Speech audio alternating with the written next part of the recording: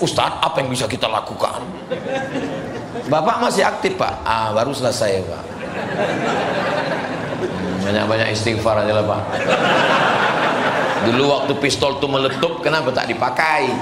Sekarang udah tinggal pistol air, baru bersemangat. Gara-gara ceramah inilah banyak orang marah sama saya. Somad, kalau ke masjid cerita sholat aja, cerita sholat, selawat. Jangan urus-urus dagang, jangan urus-urus bisnis. Kunci mendengar tausiah Abdul Somad itu satu aja, jangan tersinggung. Karena beberapa jamaah yang tersinggung balik meninggal.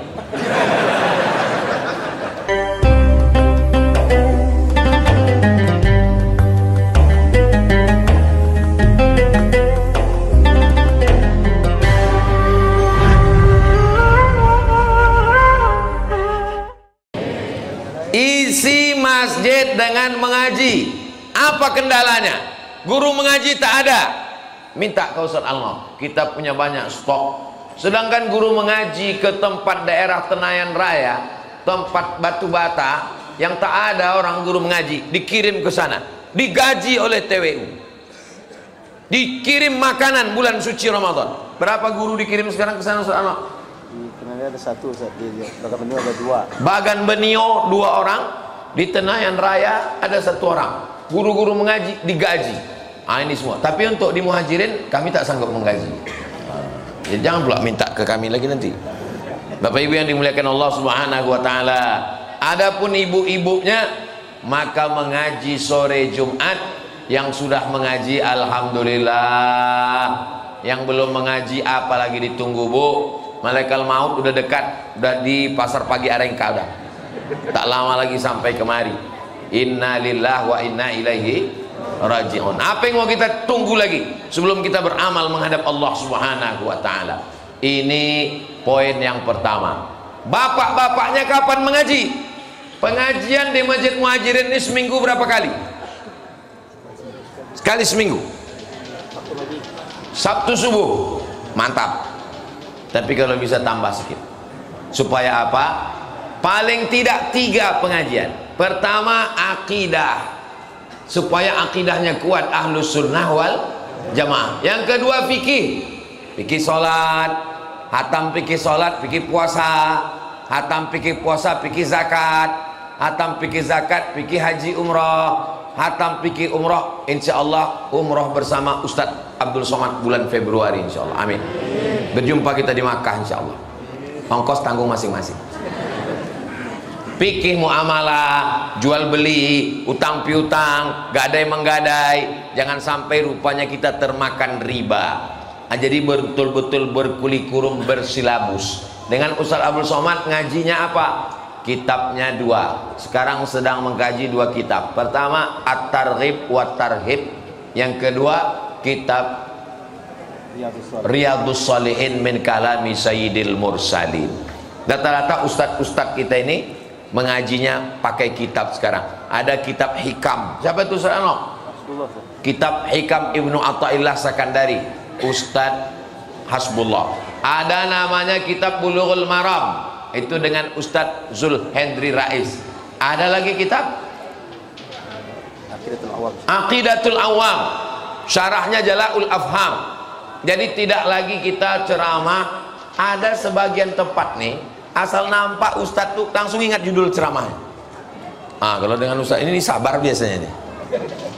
Insya Allah ngaji sabar. Marilah kita sabar, marilah kita sabar. Laki kita hilang sabar, selop kita hilang sabar. Itu bukan sabar, itu bongak.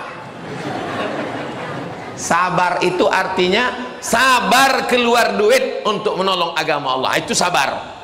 Sabar itu artinya sabar menahan kantuk untuk tahajud malam. Itu sabar.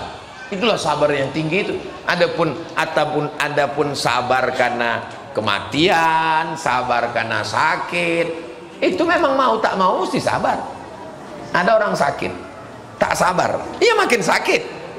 Rupanya kalau tak sabar kita sehat, rupanya tetap sakit. Jadi orang yang sabar karena sakit, orang sabar karena kebakaran, orang sabar karena kerugian, itu memang mau tak mau, suka tak suka, mesti sabar. Sabar yang tinggi kualitasnya itu adalah sabar tak ganti mobil baru, sabar tak ganti rumah baru demi untuk rumah Allah. Allahu Akbar.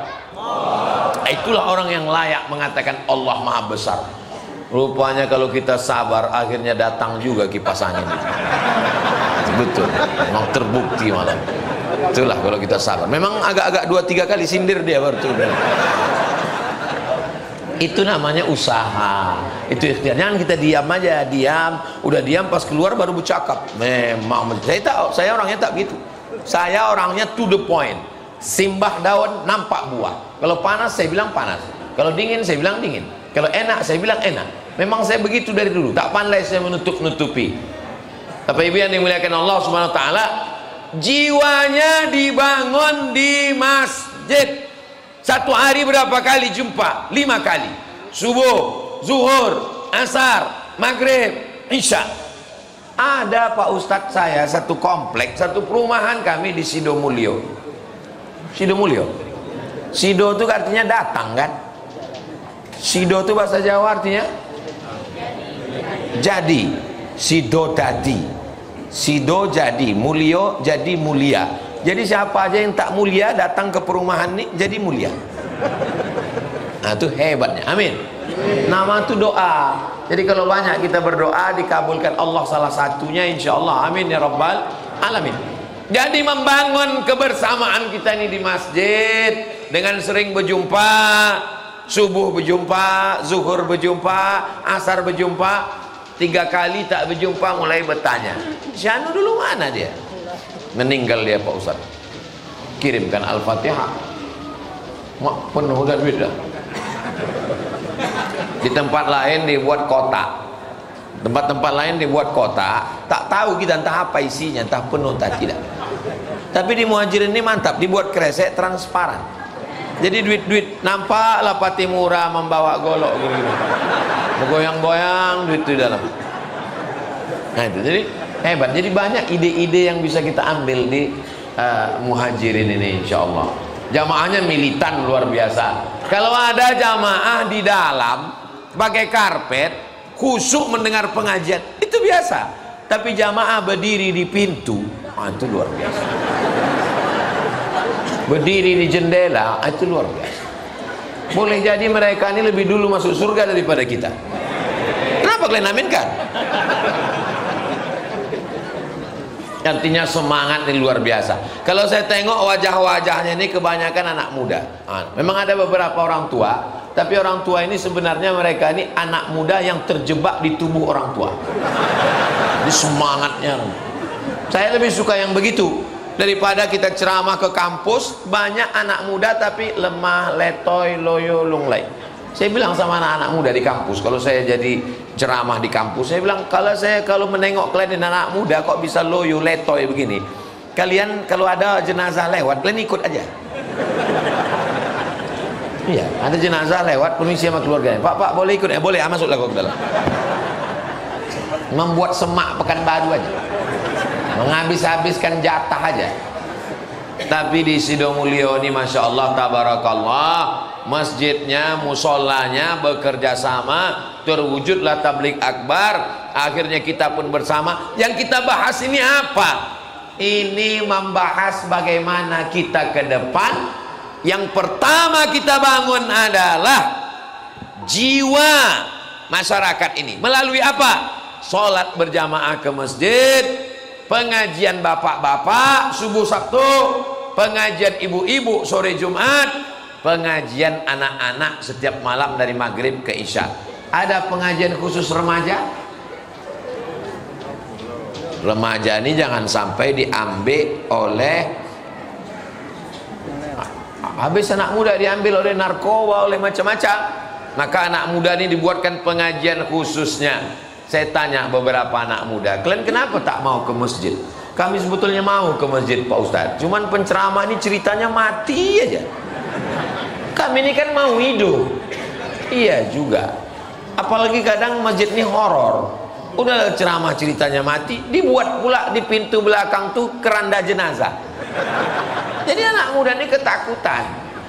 Anak muda ini tidak mau ceramah terlalu panjang-panjang. Jadi sama anak muda itu dia mau lebih dialog interaktif. Nah itu. Jadi hadirkan narasumbernya Ustadz, Babinsa, Babin Kantipmas, dokter puskesmas. Minta ke puskesmas kecamatan. Pembawa acaranya anak muda, pembaca Qurannya anak muda, dikelola oleh anak-anak muda. Ke depan Bapak Ibu setuju kita buat begini? Nah, panitianya anak muda, disuruh dia bekerja, pembawa acaranya anak muda, baca Quran anak muda, narasumbernya 4, Babinsa, tentara, Babin Kamtipmas, polisi, dokter puskesmas, baru Ustadz Abdul Somad. Judulnya Bahaya Narkoba. Nanti dimintalah Pak polisi bicara agak 5 menit. Bagaimana Pak Babin Kamtipmas tentang masalah narkoba? Kami sebagai polisi ini melihat narkoba ini membahayakan. Jadi menurut kami ya mereka ini kita tembak mati aja.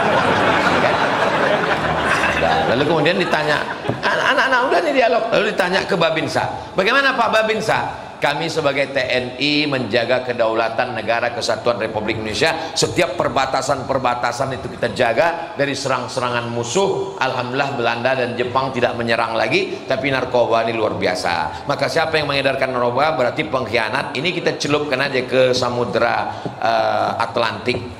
Ya, kita tenggelamkan aja dia di Selat Malaka, kata Pak Babinsa. Lalu kemudian ditanya pula Pak Dokter, gimana Bu Dokter? Kata Bu Dokter, bagaimanapun juga, kebetulan Ibu Dokter puskesmas ini perempuan. Kata dia, kita tidak boleh terlalu keras.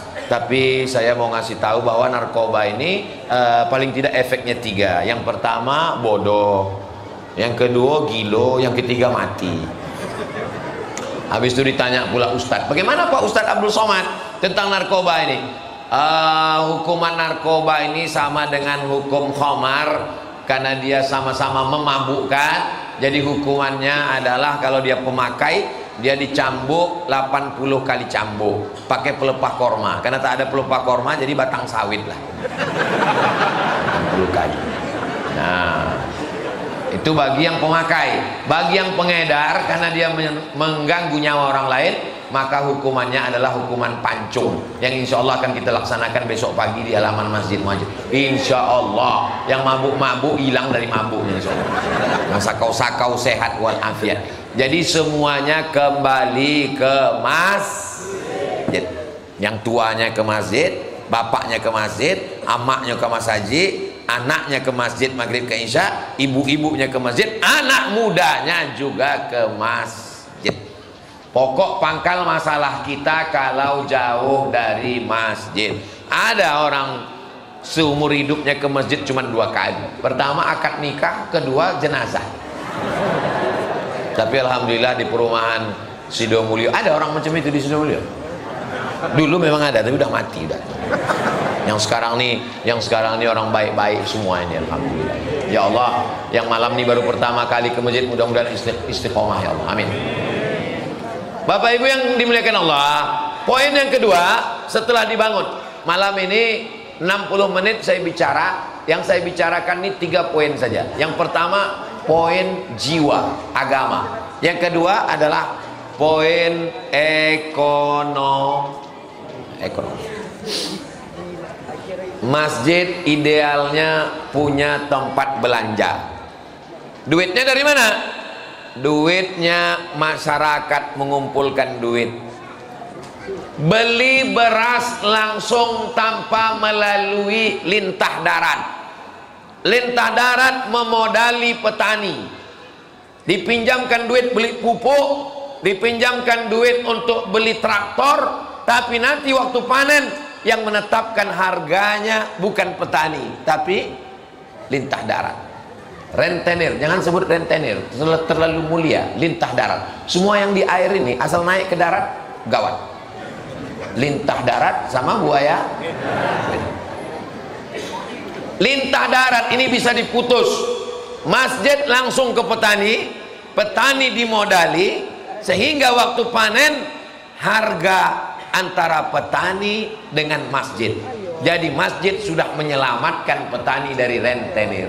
Sekarang ada orang tak pernah ke sawah, tak pernah menanam padi, tapi duitnya lebih banyak daripada petani. Siapa dia? Rentenir. Siapa yang bisa menyelamatkan ini? Yang bisa menyelamatkan ini masjid. masjid.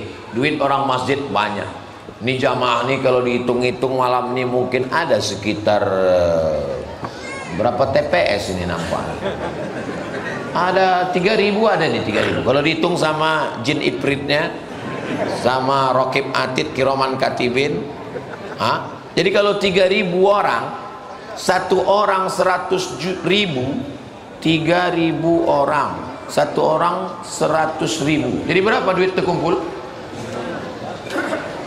Memang kalau belum makan malam nih payah ngitung memang.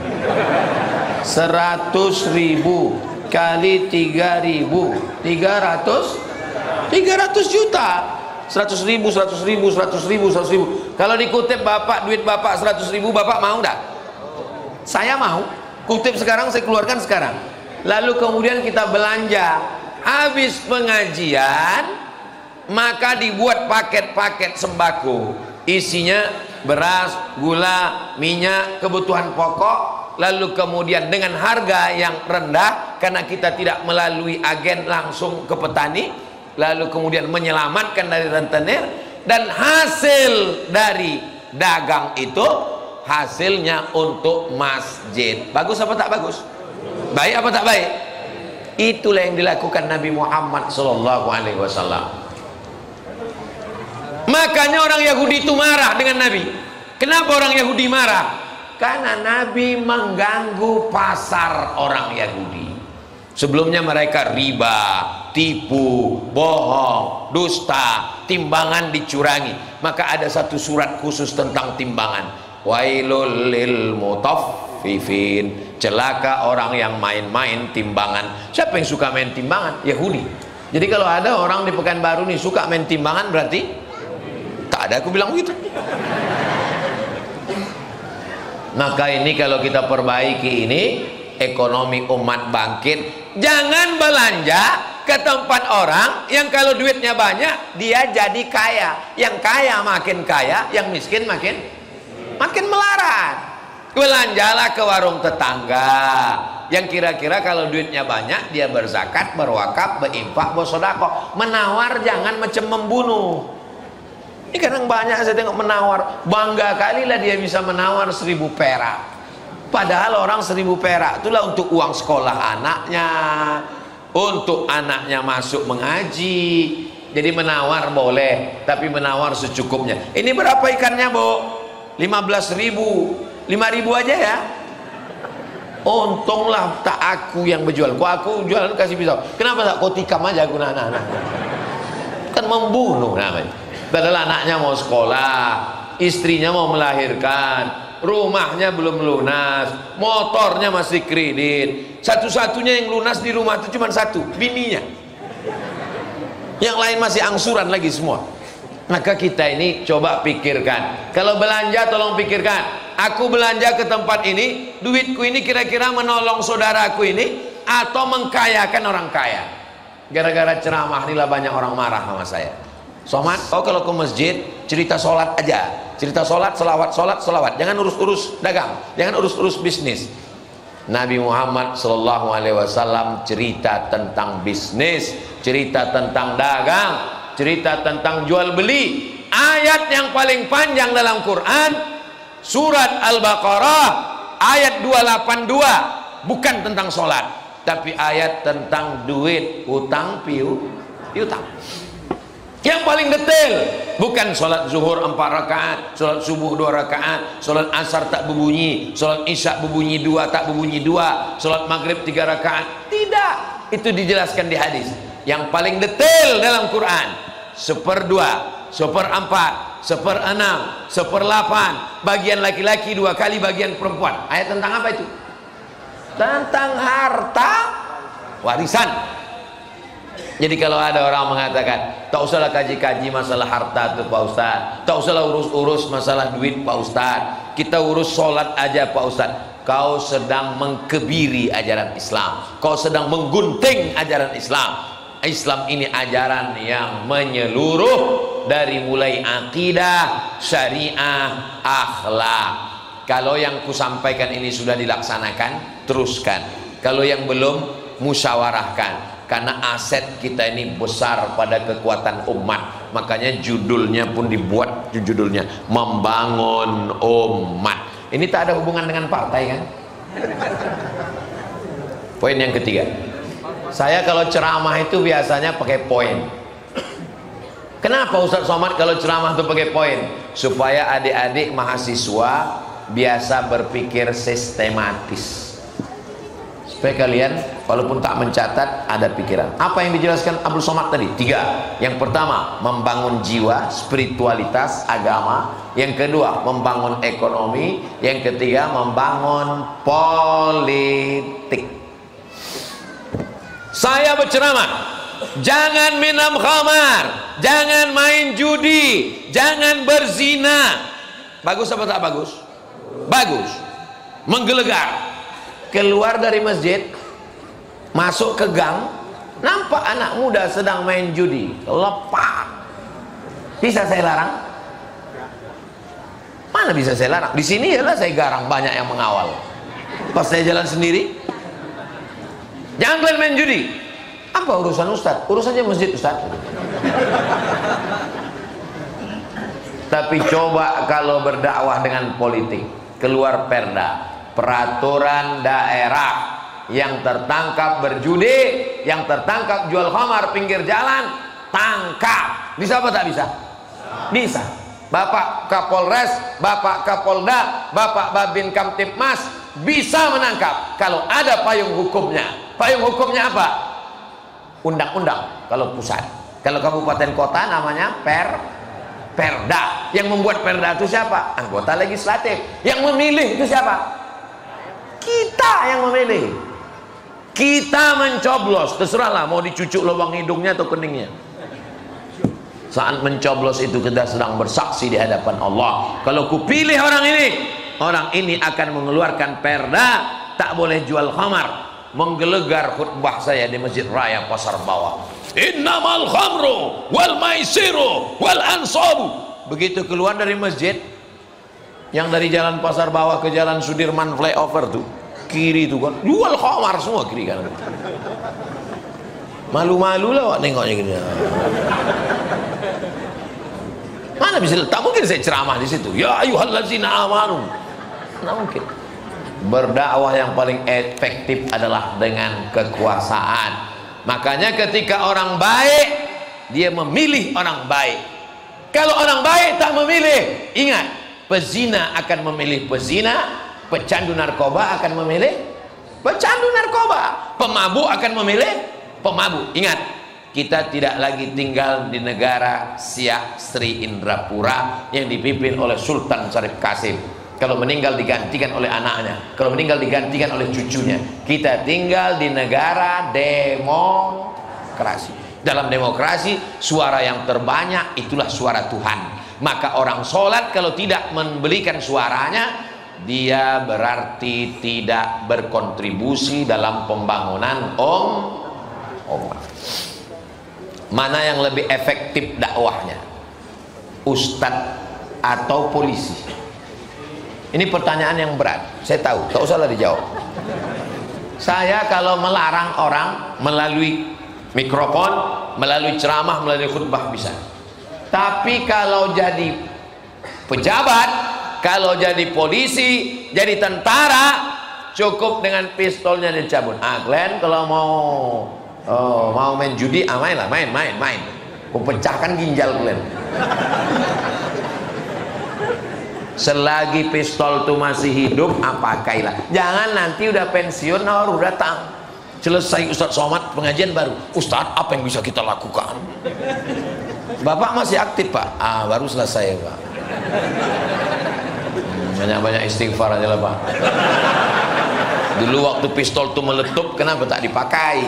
Sekarang udah tinggal pistol air baru bersemangat. Tapi jadilah daripada mati su'ul khatimah. Kunci mendengar tausiah Abdul Somad itu satu aja, jangan tersinggung. Karena beberapa jamaah yang tersinggung balik meninggal.